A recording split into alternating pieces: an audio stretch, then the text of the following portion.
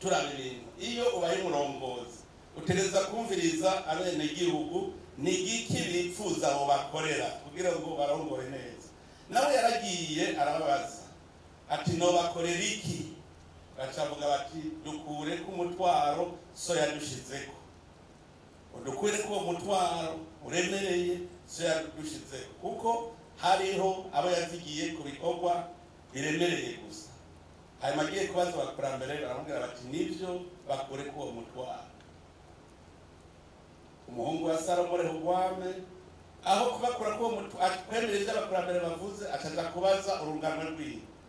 Ubwo runganwe rwiwe bitaruvuga ngo genda ubishyura uti data yarabaremetse umutwaro, jewe ngiye kugwiza uwo mutwaro.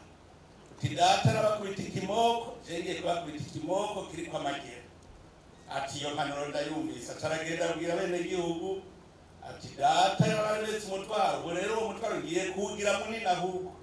Ati data yarabakubise ikimoko, jewe nzobakubita ikimoko kiri kwa magera. Ubwo nyene abo bene igihugu bashobora guhumuka baragarariza, bagararije bagenda ukwabo baca kwirondera undi mwami yitwa Yerobowamu,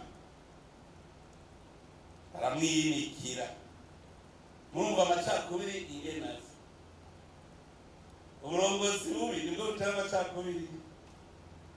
Uburongozi kugira ngo ntibutera amacakubiri bwa mbere n'ubwubakire ku Mana. Tubaze tumenye ko Imana ifise ikibanza ca mbere.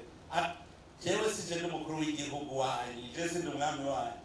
Jewe Imana niyo itwara Burundi, je ndi intumwa yayo iratuma itigende tware. Rero utazi yuko hejuru yawe hariho uwukuruta uteza gutwara nawe. Kandi nukumenya yuko ubutegetsi bwose buva ku Mana.